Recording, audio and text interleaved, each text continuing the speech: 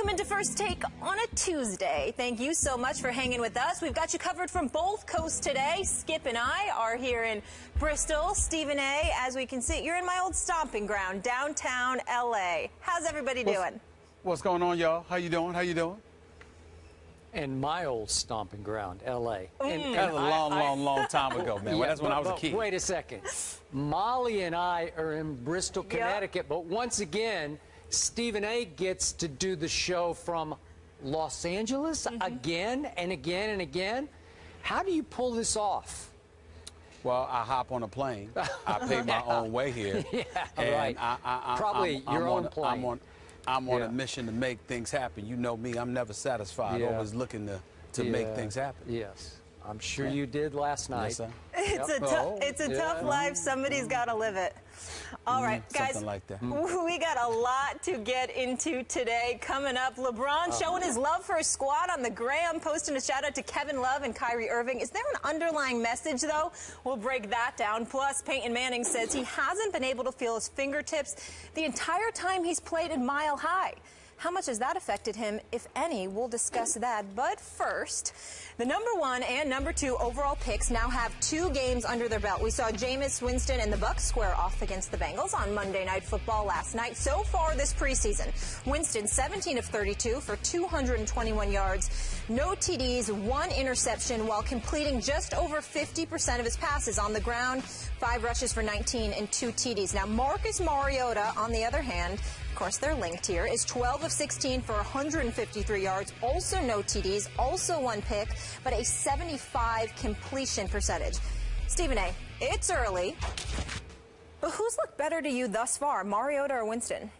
Well, I'm going to say Mariota because I think that over the first 2 games he's looked better. Jameis Winston obviously completed all 3 of his passes last night, tweaked his ankle a little bit after getting sacked by Atkins and Mulberry, if I remember correctly. But obviously he looked considerably better than he did in his first performance in his first preseason game, whereas with Mariota, he struggled at the start of his first preseason game ever, but then ultimately got it going. And when you think about the things that they're saying with the Jameis Winston, they talk about his smarts, of course, because it's definitely there in terms of his football IQ, but primarily they talk about his ability to stand in the pocket and make the necessary throws. What you're seeing from Mariota is a guy that's scrambling out of the pocket. He seems a bit more mobile. He's throwing scrambling to his right. He's throwing scrambling to his left. And on top of it all, he's shown a little bit of pocket presence thus far as well. And his IQ is considered to be off the charts, a clear understanding of what's going on. And obviously, the turnovers at a minimum and the completion percentage, completing 75% of his passes, is something that's incredibly important because when you have that level of accuracy, it elevates the level of faith that folks have in you. They give you more opportunities to make things happen. They're not as reticent to sit there and hold you back and position you to play a bit more cautious, shall I say. So when I look at it from that perspective, doesn't mean that Mariota is going to be better than Jameis Winston. Again, all we're going by is 2 preseason games, and we know that there's clearly an upside for both. We expect great things from Jameis Winston, and I see no reason to believe otherwise. But just based on going off the first couple of games in this preseason, understanding that both teams could potentially struggle this year, although Skip has far more faith in Tampa Bay than I do at this particular moment in time. In the end, when you see a couple of franchises on the come up and you've got a young quarterback, Mariota seems to be a bit safe right now because I don't see him as a guy that's going to be turning the ball over, and I don't see him as a guy that's going to have a low completion percentage. So I'll give him the edge right now, but obviously I don't think he's better than Jameis Winston in the long haul. I still think Jameis Winston's going to be the man. I hear what you're saying about Mariota. I will be the first to admit, though I was down on him going into the draft, he has had some impressive early flashes. I do think he will start turning the ball over more than you think he will when the real games commence. And yet, even early on, through 2 preseason games, my eye test and my field test says Jameis Winston all day and last night all night. Stephen A., I know I don't want to overreact to just 1 preseason game that happened to be on our network, But I love the way Jameis immediately took over that game and that crowd in his first ever home game before that crowd. I realize that Cincinnati probably played a lot of vanilla defense, especially in the first two series before they began to blitz a little bit more. And I realized that if this had been Cincinnati on opening day, that Jameis Winston would have gotten a whole lot of different looks thrown in his face. I get all that. But I'm going to hark back to what Vincent Jackson told Lisa on the sideline last night after he was finished playing. She said, "What's the biggest thing you love about Jameis?" And he said, energy.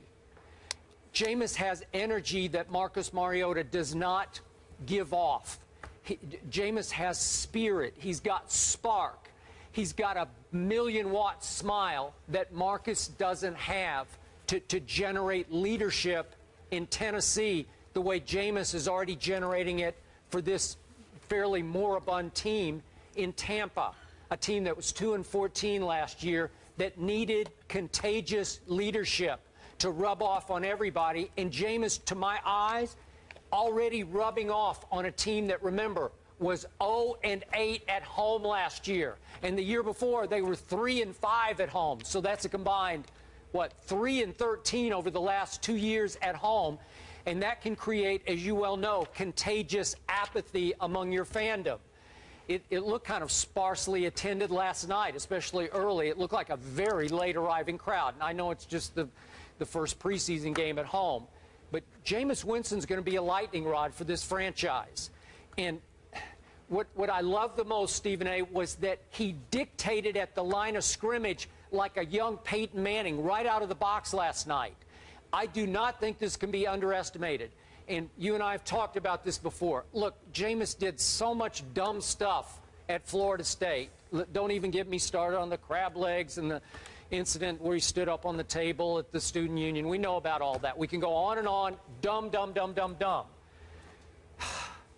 And it detracted from the fact that Jameis Winston is a brilliant operator of an offense. I in fact, think Jimbo Fisher was a little confining for Jameis. I think they sort of butted heads over who's running this offense, who's dictating, who's calling the plays, because Jimbo likes to rule with an iron fist of his offense. And all of a sudden, I saw Jameis just changing plays and play. He was going Peyton Manning on the starters of the Cincinnati Bengals. Again, vanilla looks, I get all that. But that's impressive to me, as is deadly accuracy that I have not always seen from Marcus Mariota. Deadly accuracy. And Jameis will fit balls through tight windows, and I know he takes too many risks, but he's learning on the fly. And I thought he played pretty flawless football last night.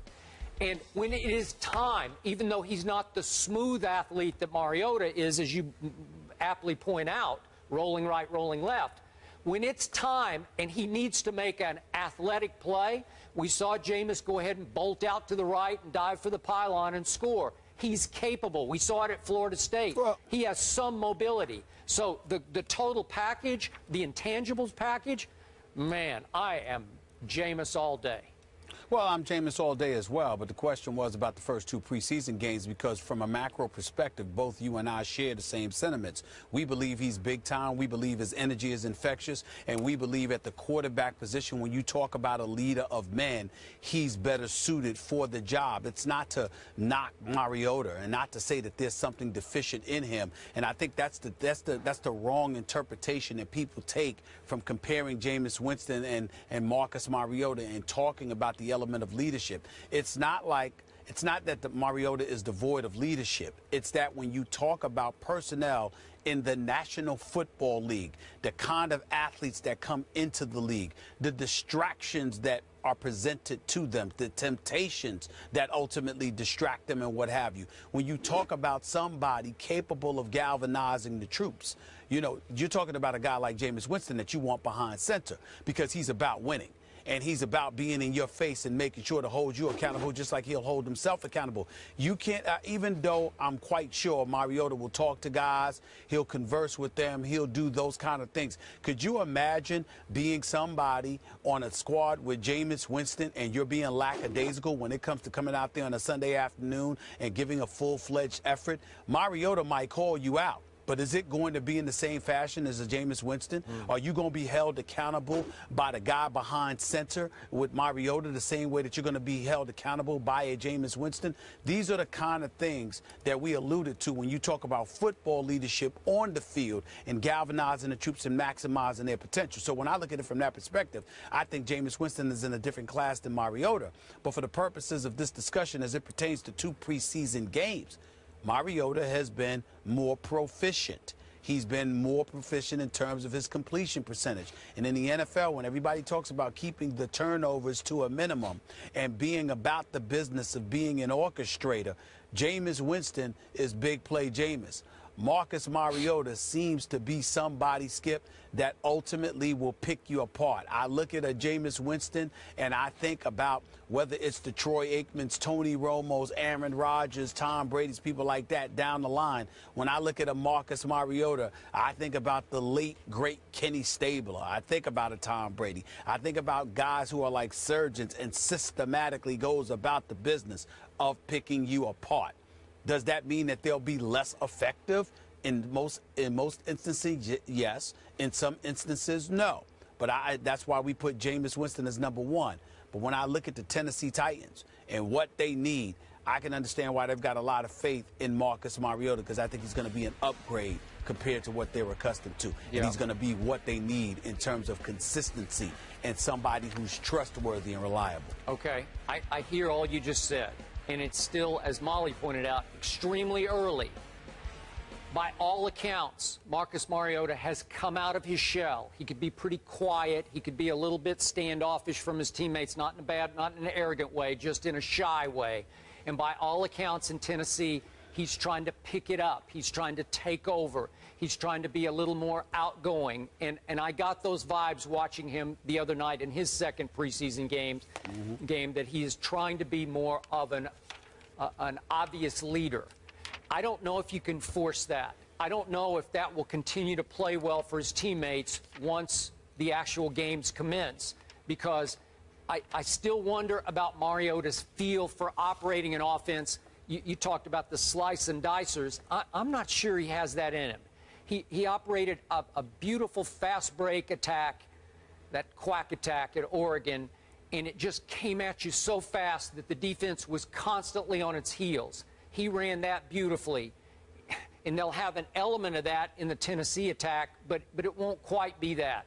I just don't think he'll be as consistently accurate, and I do see him as he did the other night. He got flustered. He threw an interception that was dropped. I'm just saying, I think Jameis is in this next, he's a cut above, an echelon above Mariota. I'm not saying Mariota's going to be a bust, but I think he will struggle longer and harder than Jameis will. Possibly. We'll see. All right, so we're both taking Jameis all day, but Stephen A. thinks that Mariota looks a little more proficient through the first 2 preseason games, and Skip is taking Jameis there. You can see them both. Mariota's playing Friday, Titans at Chiefs, and then Saturday, Jameis and the Bucs host the Browns. And, of course, we're all circling September 13th. First regular season game, it's the Titans at Tampa Bay Bucs in Raymond James Stadium, so that'll be a fun one. We move on to Aaron Rodgers, though, now, and the news that the Packers were hoping not to have confirmed was, in fact, confirmed yesterday. Jordy Nelson did tear his ACL, and he is done for the season. Rodgers and Nelson have hooked up for 39 TDs in the last 4 seasons. This is the 3rd most of any quarterback wide receiver duo